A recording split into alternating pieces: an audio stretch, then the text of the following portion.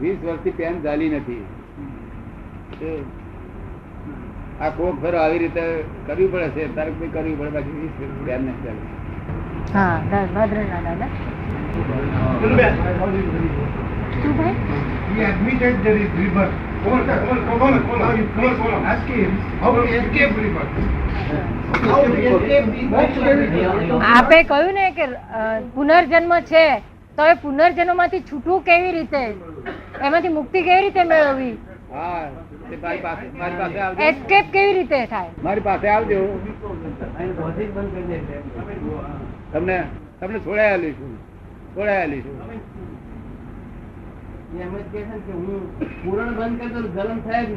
એવું છે ને, આ બાબત ઉધારી હોય તો મારે વાત બોલવી પડે, પણ આ તો રોકડી જ છે એટલે હું તમને કોલ તે ઘડી આપી દઈશ. This is the cash bank of divine solution.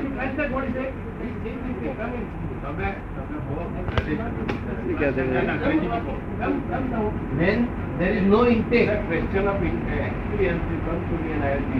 And he says that if I will stop the causes, then there will be no effect, and then there will be no rebirth or birth, etc. This is the cash bank of divine solution. Divine solution માટે આ cash bank છે. જ્યારે in Jain scriptures there is Puran and Galan.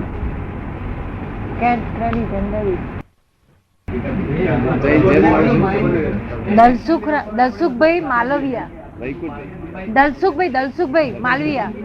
Dalsukhbhai, આ છોકરો છે ને એ બ્રાહ્મણ નો છોકરો છે, આપડે ડાકોર ના. આવા છોકરા હોય એક છે મારી પાસે, જે મન વચન કાયા બ્રહ્મચર્ય પાડી રહ્યા છે. આ બધા છોકરાઓ છે. એ બ્રહ્મચર્યમાં શું સમજી શકે? બ્રહ્મચર્ય ની વાત તો હવે આવે છે. ટેમ્પટેશન થયું જ નથી દાદા. એ બ્રહ્મચર્ય નું ખરું સમજી ગયા છે કે જે બ્રહ્મચર્ય નું તો અમુક ઉંમર પછી આવે કે છે. હા, તે એવું છે ને, એ આપણને એવું લાગે છે, પણ 13 વર્ષ પછી બ્રહ્મચર્ય નો વાત સમજી જ જાય. 13 વર્ષ પછી 14, 15 થયા બ્રહ્મચર્ય સમજતા જ જાય. સમજ ને, એ તો છે જ ને. 13 વર્ષ નો થાય ને ત્યારથી ઇમોશનલ થયા કયો રહે નહીં, ઇમોશનલ થઈ જાય. શું થઈ જાય? પછી ઇમોશન માં રહી શકે નહીં.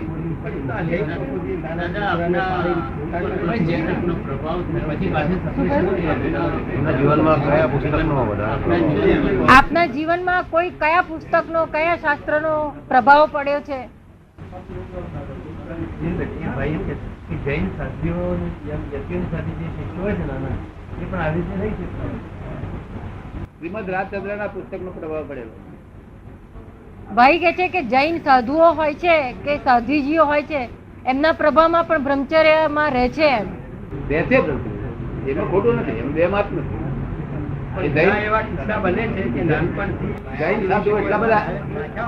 જૈન આચાર્યો અને જૈન સાધુ એટલા બધા એ છે. કાયાથી તો રહી શકાય, પણ મન અને વચન થી રહેવું મુશ્કેલ છે. આ મન વચન રહી શકે એવું અમે આપેલું છે. મન વચન થી રહે એવી શક્તિ આપેલી. એટલે અમારું વચન બળ છે. અમે બીજું કહીશું અમારું વચન બળ છે કે વચન એનું વચન પ્રમાણ થઈ જ જાય. એની પોતાની તૈયારી જોઈએ. તમારી પોતાની તૈયારી હોય મારું વચન બળ છે. જો આ વચન સિદ્ધ જ થાય તો જ આ લોકોનું કલ્યાણ થશે. નહીં તો આ બધું તૈયાર ના થાય તો બધી સ્થિતિ કલ્યાણ થાય છે. આવા બધું નિમિત્ત જોશે ને. દાદા શક્તિપાત કરો છો? શક્તિપાત કરો છો? શક્તિપાત કરો છો? શક્તિપાત અમને જે તમે બ્રહ્મચર્યની શક્તિ આપો છો તે શક્તિપાત છે. શક્તિપાત તો બહાર બાધા કરે છે. બહાર બધા શક્તિપાત આ નહીં, આ તો એક્ઝેક્ટનેસ છે.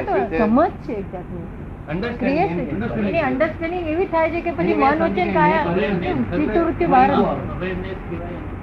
એને અવેરનેસ કહેવાય ના. એ અવેરનેસ આપડા સાહેબ નું, આપડા એમનું અવેરનેસ કહેવાય. એની આગળ તો આપડા ઇન્ડિયન ના તો બિવેરનેસ માં આવી ગયેલા છે. શું થઈ છે? અને બિવેરનેસ ની આગળ એલર્ટનેસ માં આવી ગયા છે. એલર્ટનેસ માં આવી ગયેલા છે. અને અહીં છેલ્લામાં છેલ્લું આપણે અહીંયા આગળ આવે છે એક્ઝેક્ટનેસ કરાવીએ છીએ. શું કહ્યું? એક્ઝેક્ટનેસ. યથાર્થ. હા, એલર્ટ હંમેશા એના પોતાના વિષયમાં જ એલર્ટ થઈ ગયેલો હોય, એટલે બીજા ખૂણાઓમાં બધું અંધારું હોય પાછું. અમુક વિષયમાં છે. બીજા કોર્નરો બધા અંધારા હોય. એક્ઝેક્ટનેસ એટલે શું? 360 ડિગ્રીમાં જાગૃતિ. 360 ડિગ્રીમાં જાગૃતિ. એક કોર્નર. એક્ઝેક્ટનેસ. ત્યાં છોકરાઓ એક્ઝેક્ટનેસ માં આવે છે. દિન રાત મારી સેવા કરે છે. દિન રાત આજે કહ્યું ને કે સાધુ છે, એ લોકોને તેવી નવ વાળો જેવી હોય છે કે જેને બ્રહ્મચર્ય બાહ્ય કારણો હેલ્પફુલ થઈ શકે. અન્યોને વાણી એટલી થયા વગર રહે જ નહીં. જયારે દાદાનું કેવું છે કે આનું ડાયરેક્ટ મન ઉપર જ એનું એ ચિત્તવૃત્તિઓ આખું દેહથી આત્મા જુદો જે જ્ઞાન આપે છે ને ત્યારે આ અનુભૂતિ થાય છે જ પોતાની. અને એ અનુભૂતિ પછી જે આ મનુષ્ય છાયાનું જે હોય છે ને ડિસ્ચાર્જ કરવું હોય એના કઈ ઇફેક્ટ બાકી રહે છે. હવે ઇફેક્ટમાં પણ પોતાની એવી સમજ ક્રિએટ થાય છે આ લોકો કે જેથી કરીને પોતે છે તો જરાય પણ એનું મન પણ ના બગડે. મન નિરંતર પોતે મન પણ પોતાના આત્માને ભજવું. બહુ આનંદ થયો. આ પ્રશ્નો સારા પૂછ્યા. ફરી વખત કોઈ વખત રાખજો. તમારો ટાઈમ છે બધો. દાદા આ પ્રશ્નોની જે વિરાધના છે ને એ આરાધનાનું જ એક સ્વરૂપ છે. પ્રશ્નો આવા પૂછવા આ કે છે કે અમારા જે પ્રશ્નો એ વિરાધના છે એ એટલે આરાધનાનું જ એક સ્વરૂપ એક આરાધનાનું જ સ્વરૂપ હોય છે કે છે. હા, હંમેશા વિરાધનાનો હેતુ તો કે આરાધના ખોળે છે. શું કહ્યું? એ શું ખોળે છે? આરાધના ખોળે છે. સમજ ને? જગતમાં કોઈ જીવ નાસ્તિક છે જ નહીં. આ જગતમાં જેનું અસ્તિત્વ છે તે નાસ્તિક હોઈ શકે નહીં. જેનું અસ્તિત્વ છે નાસ્તિક કેવી રીતે હોઈ શકે? જો આ નાસ્તિક તો પોતપોતાની મને ઠીક ના લાગે એટલે હું તમને નાસ્તિક કહું. પોતાની લેંગ્વેજ છે એક જાતની. હંમેશા કોઈ દાડો ભગવાન ને તો જતો ના હોય, દર્શન ના કરતો હોય, પણ કઈક તો ગુણ હોય, નૈતિકતા હોય, પ્રમાણિકતા હોય, પણ કોઈ ગુણ હોય એનામાં, એ આસ્તિક કહેવાય. શું કહ્યું? અસ્તિત્વ હોય એ બધું આસ્તિક કહેવાય. અસ્તિત્વનું સાધના થઈ શકે કે નહીં? ના, બ્રહ્મચર્ય ઉપર શા માટે ભાર આપો છો? ગ્રહસ્થીમાં રહીને પણ સાધના થઈ શકે કે નહીં? થઈ શકે. એવું છે ને બા? એવું આ બધું પક્ષ નથી મારો. એ તો એમની ઈચ્છા એવી છે કે અમારે હવે લગ્ન નથી કરવું, એટલે ઘરના એમના ઉદય બોલે છે, તો એના માટે હું દુષ્કારી ના કરું. એ તો એમને હેલ્પ કરવાની. મોસ્ટલી બધા જે ફોલોઅર્સ છે એ બધા ગ્રહસ્થી છે, પોતે બી ગ્રહસ્થી છે, એમને બી સારી છે.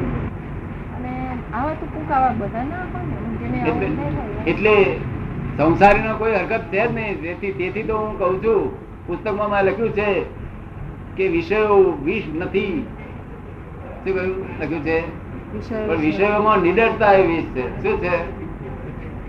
વિષયો વિષ નથી. આ લોકોએ તો બધા શાસ્ત્રોએ લખ્યું એ વિષય કરવા જેવો જ નથી.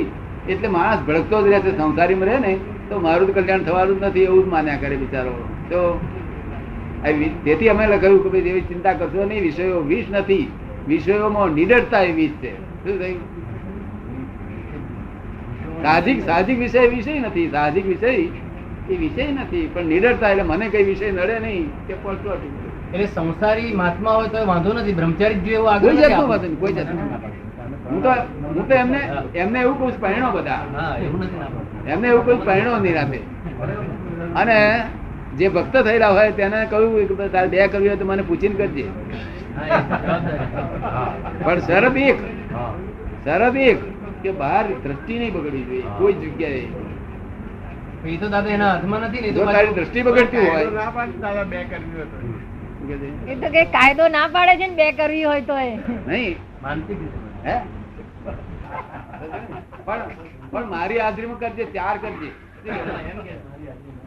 પણ આ દ્રષ્ટિ ના બગડી જોઈએ. બહાર દાદા, એ દ્રષ્ટિ એના બગડી, એના જેવી ફૂલિશનેસ કોઈ જ નથી. પોતાનું બધું એમ સર્વ- રાધેશ્યામભાઈ પૂછે છે કે આ બહાર જે દ્રષ્ટિ બગડે નહીં એ એના હાથમાં છે. ના, એ આત્મા નથી. એ આત્મા નથી. એને વિચાર આવે, પણ આ છોકરાનો વિચાર આવે, પણ અમે તરત જ બીજું દવા આપેલી હોય તે દવાથી ધોઈ નાખે. ડાયજીન આપ્યું એન્ટેસિડ. વિચાર તો અવશ્ય આવે. વિચાર આવે કરે ને તો કે કઈ દવા? અમે દવા એને આપેલી હોય, એક પ્રાઇવેટ દવા છે. કોઈ ભાઈને કઈ દુઃખ થયું નથી ને? કઈ દાદાજી પૂછે છે કોઈને કઈ દુઃખ તો નથી થયું ને? હા, દુઃખ નથી થયું. કોઈ પૂછનારને કઈ દુઃખ થયું નથી? ઉતાવળ કરીને જવાબ આપ્યો હોય ને પેલા દુઃખ થયા કરે મને જવાબ પૂરેપૂરો ના આપ્યો. હા. આપણે સંતોષ થવો જોઈએ, સંતોષ માટે બેઠા છીએ આપણે.